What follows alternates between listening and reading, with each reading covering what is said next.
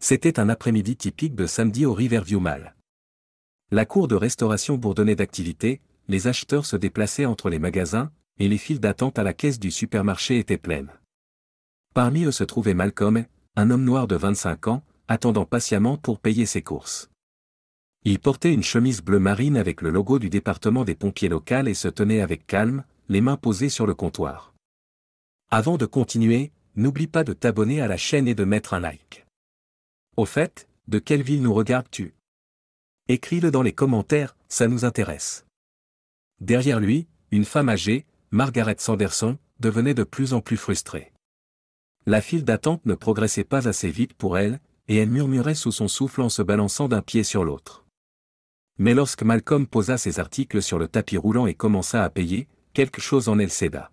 « Retourne en Afrique », cria-t-elle, sa voix perçant le bruit du magasin. « Tu n'as pas ta place ici. C'est mon Amérique, pas la tienne. » Les autres clients dans la file s'arrêtèrent, certains choqués, d'autres hochant la tête en signe d'accord. Les mots de Margaret frappèrent Malcolm comme une gifle, mais il ne sursauta pas. Son dos restait droit et son expression calme. Les paroles de Margaret se firent de plus en plus fortes, et quelques personnes derrière elle commencèrent à murmurer leur soutien, lui donnant le courage de continuer à crier. « Tu penses que tu peux simplement tout prendre » cracha-t-elle. « Tu n'es rien d'autre qu'un fardeau. » Malcolm resta immobile, les yeux fixés droit devant lui. Il ne dit rien au début. Il sentait tous les regards braqués sur lui, mais il ne laissa pas cela briser sa posture. La caissière, une jeune femme latina, semblait nerveuse, incertaine de ce qu'il fallait faire. Elle jetait des regards furtifs entre Malcolm et Margaret, ne voulant pas aggraver la situation. Le visage de Margaret devint rouge alors qu'elle croisa les bras. « Tu prends tout le temps de tout le monde » ajouta-t-elle, peinant à contenir sa colère. Malcolm, malgré le torrent d'insultes, ne leva pas la voix. Au lieu de cela, il termina tranquillement de payer ses courses, prit son sac et se tourna calmement vers elle. La foule se tut.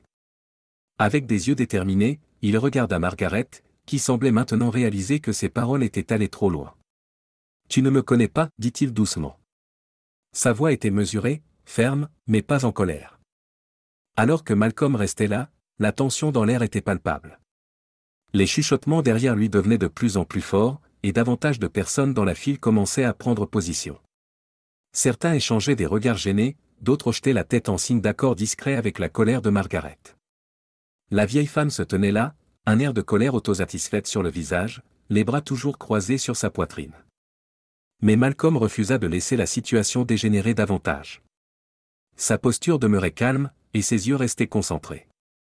Il prit une inspiration lente, puis, sans élever la voix, commença à parler.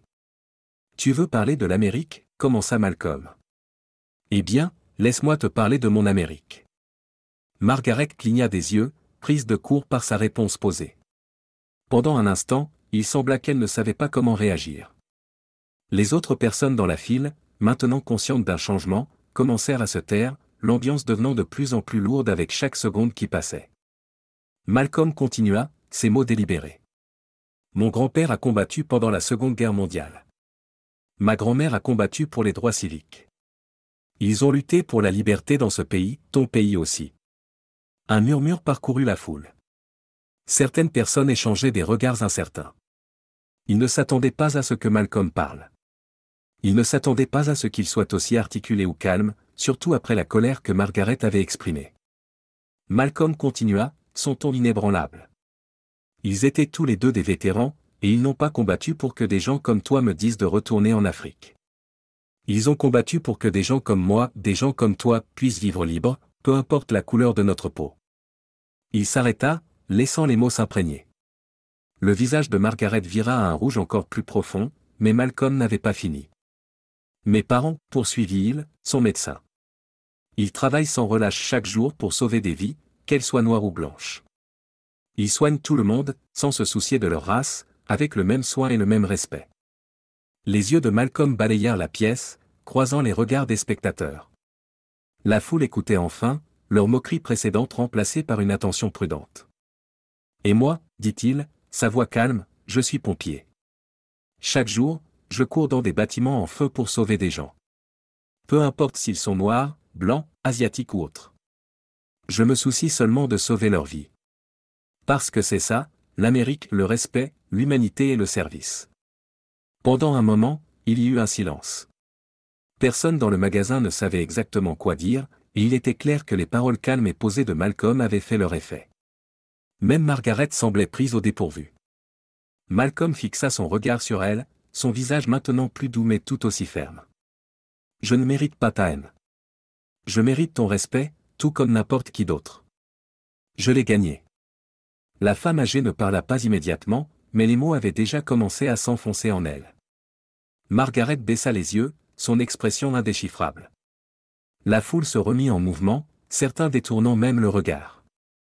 Malcolm n'attendit pas d'excuses. Au lieu de cela, il se tourna de nouveau vers la caissière, lui faisant un signe de tête en prenant ses courses. Il n'avait pas besoin d'élever la voix pour se faire entendre. Ses actions, ses paroles, sa vie, tout ce qu'il venait de partager, parlait plus fort que n'importe quelle insulte. Alors qu'il se dirigeait vers la sortie, l'atmosphère du magasin était totalement différente. L'air semblait lourd, mais il n'y avait plus de cris, plus de colère, juste le bruit des pieds qui se déplaçaient et des gens essayant de comprendre ce qui venait de se passer. Quand Malcolm sortit du magasin, la confrontation brûlante semblait le suivre.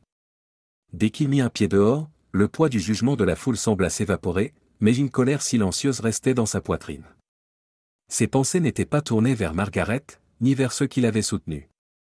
Elles étaient centrées sur les innombrables visages qu'il avait croisés au cours de sa vie, les gens qu'il avait sauvés, les vies qu'il avait touchées. L'histoire de Malcolm ne se résumait pas à défier l'ignorance d'une inconnue, c'était une histoire d'héritage de service qui lui avait été transmis, un héritage qu'il avait façonné en la personne qu'il était aujourd'hui. Il pensa à son grand-père, un homme qui avait marché dans les rues pendant le mouvement des droits civiques. Son grand-père avait vu le pire de l'Amérique, la violence, la haine, et pourtant, il s'était battu avec la conviction inébranlable que les choses pouvaient changer. Il avait combattu en Europe pendant la Seconde Guerre mondiale, mais sa véritable bataille avait toujours été chez lui, pour l'égalité. Sa grand-mère, une femme farouche au timbre de voix percutant, avait été en première ligne de chaque manifestation. Elle avait élevé ses enfants dans le même esprit de défi et d'espoir, leur montrant que la véritable force résidait non pas dans la soumission, mais dans la lutte pour la justice. Puis il y avait ses parents. Ils ne se contentaient pas de soigner les corps, ils y œuvraient pour guérir les fractures de la société. Sa mère, médecin, traitait tout le monde qui franchissait ses portes, peu importe leur race ou leur origine. Son père, tout aussi dévoué, avait sauvé d'innombrables vies, travaillant souvent sans relâche dans l'hôpital le plus fréquenté de la ville. C'était l'exemple qu'il lui avait donné qui avait conduit Malcolm sur son propre chemin de service. Il avait suivi leurs traces, choisissant de devenir pompier non pas pour la gloire, mais pour la chance de faire une vraie différence dans le monde.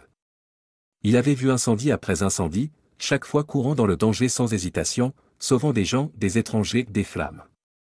La couleur de leur peau n'avait pas d'importance. Tout ce qui comptait, c'était qu'il était là quand ils avaient besoin de lui.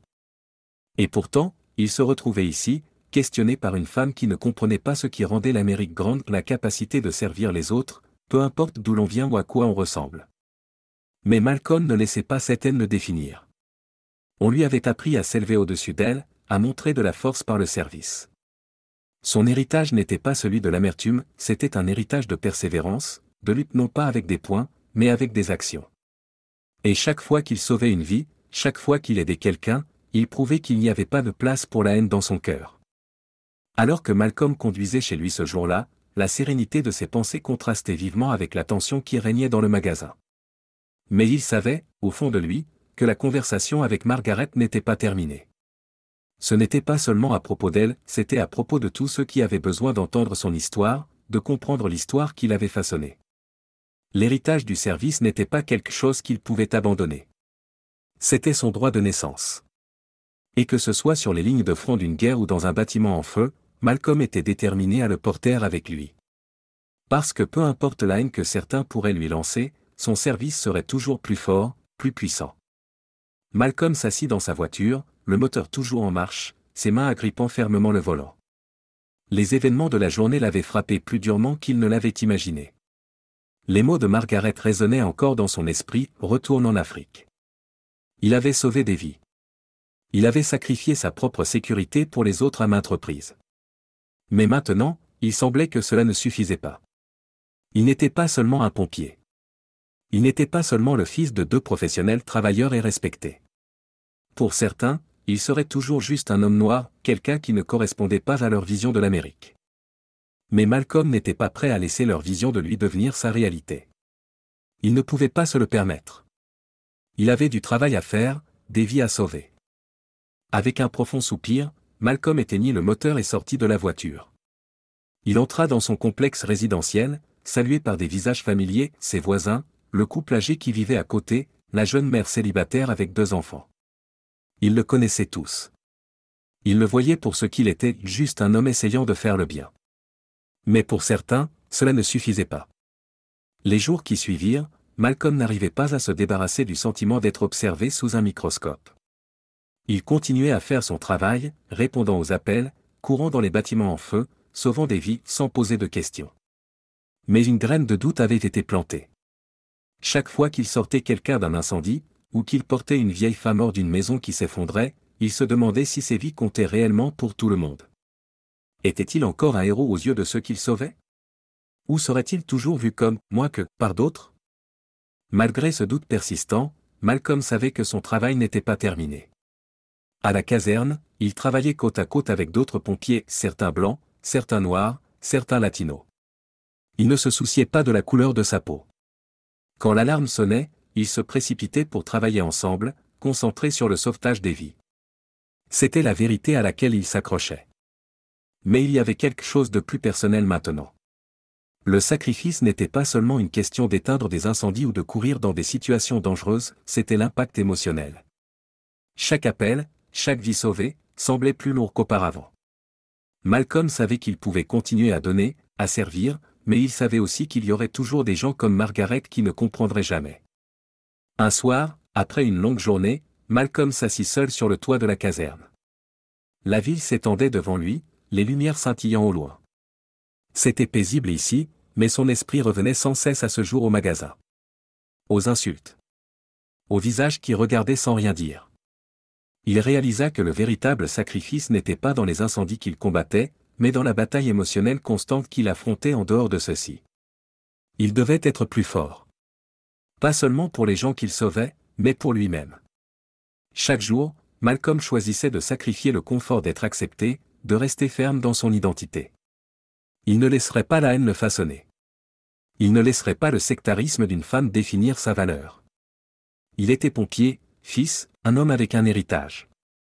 Et à chaque vie qu'il sauvait, chaque personne qu'il sortait d'un bâtiment en feu, il prouvait que son service, son sacrifice, était la véritable mesure de sa valeur.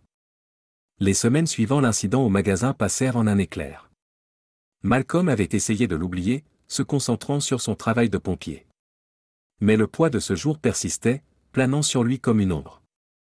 Il n'arrivait pas à se débarrasser du souvenir des mots de la femme, et chaque fois qu'il combattait un incendie, il se demandait si les gens le voyaient vraiment pour ce qu'il était ou s'ils ne voyaient que la couleur de sa peau. Un après-midi, alors qu'il quittait la caserne, Malcolm reçut un appel, un incendie dans un appartement au dernier étage d'un immeuble. Lui et son équipe se précipitèrent sur les lieux. En approchant du bâtiment, de la fumée s'échappait des fenêtres, et les sirènes hurlaient en arrière-plan. Une autre urgence, une autre vie en jeu. Malcolm n'hésita pas. Il guida son équipe dans le bâtiment, sa formation prenant le dessus. Son attention était aiguisée comme un rasoir. Alors qu'il montait les escaliers, portant l'équipement, une jeune femme de l'entrée de l'immeuble s'approcha de lui.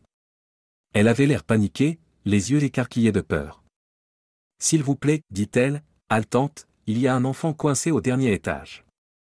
S'il vous plaît, vous devez la sauver. » Malcolm hocha la tête et ne perdit pas une seconde. Lui et son partenaire coururent dans les escaliers, entendant les flammes crépiter de plus en plus fort à chaque étape. En arrivant au dernier étage, la chaleur était presque insupportable. Le couloir était envahi de fumée, et le bruit du feu était assourdissant. Mais il n'y avait pas de temps à perdre. L'enfant était là, quelque part. Ils avancèrent, suivant le bruit des pleurs de l'enfant. Enfin, ils la trouvèrent, serrant un doudou, son visage marqué de larmes. Malcolm la prit dans ses bras, la couvrant de sa veste, et se dirigea vers la sortie. Mais juste au moment où il s'apprêtait à partir, un craquement fort résonna dans le bâtiment. Le plafond au-dessus d'eux commença à s'effondrer. Il n'y avait pas de temps pour réfléchir. Les instincts de Malcolm prirent le dessus, et il poussa son partenaire et l'enfant devant lui, les protégeant alors que les débris tombaient autour d'eux. L'impact le fit tomber au sol, et la douleur fut immédiate. Son corps hurlait, mais son esprit ne se concentrait que sur le fait de sortir l'enfant du bâtiment. Avec les dernières forces qui lui restaient, il réussit à les mettre en sécurité. Les pompiers à l'extérieur se précipitèrent pour les aider, les tirant des flammes juste au moment où le bâtiment s'effondrait davantage derrière eux. L'enfant était en sécurité. Mais Malcolm. Les jours suivants furent un tourbillon de visites à l'hôpital, de points de suture et d'os brisés. Malcolm avait sauvé l'enfant, mais à quel prix? Il se retrouva allongé dans son lit d'hôpital, le poids de ce qu'il avait enduré s'enfonçant en lui.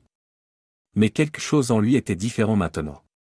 Ce n'était pas seulement le fardeau physique de son travail, c'était la prise de conscience que la lutte pour le respect, pour la dignité, serait toujours en cours.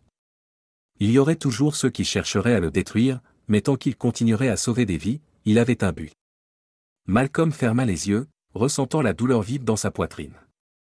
Mais malgré tout, il savait une chose avec certitude, le véritable combat n'était pas une question de race ou de haine.